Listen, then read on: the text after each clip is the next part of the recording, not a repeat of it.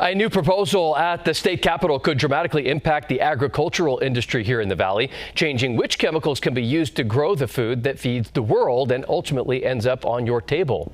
Lawmakers are pushing to phase out certain chemicals used in agriculture known as PFAS pesticides over concerns of their long-term health risks. Those, of course, are forever chemicals. Thanks for joining us here for Fox 40 News at 5:30. I'm Eric Harriman. Nikki's on assignment. Fox 40 Capitol reporter Eitan Wallace takes us inside the debate behind the bill and what it could mean for the produce that we all eat. Well, what I'm doing is a routine most of us probably don't think twice about. Unpacking our groceries and enjoying the fruits and vegetables most of us love to eat, like these strawberries. But here at the state capitol, there's a growing debate and now a bill to phase out certain chemicals used to grow a lot of produce like this. Chemicals many are concerned could lead to long-term health effects. Agriculture, it's one of California's signature industries in a state that feeds the world and leads the nation in producing the fruits and vegetables ending up in grocery stores and on your plate.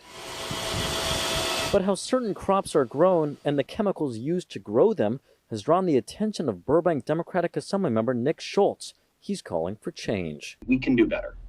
We can do better for our kids. Specifically, his new bill, AB 1603, would make California one of the first states to phase out by 2035 the use of pesticides containing PFAS chemicals, often dubbed forever chemicals, used to protect crops from insects, worms, and fungi. But backers of the bill say the chemicals are harmful to the environment and human health. Linked to altered immune and thyroid function, liver and kidney disease, limited reproductive development, cancer. This PFAS are directly sprayed onto our crops and onto our fields. In my view, this is very concerning. In fact, it's appalling. The push comes as the European Union and the state of Maine have already enacted similar legislation, and after a new analysis from the Environmental Working Group found nearly 40% of non-organic produce in California contains PFAS residue. One of our main findings was that strawberries have up to 10 different PFAS pesticides detected on them, linked to reproductive toxicity, liver issues. On the flip side, the U.S. Environmental Protection Agency says no human health risks of concern exist when pesticides are used as directed.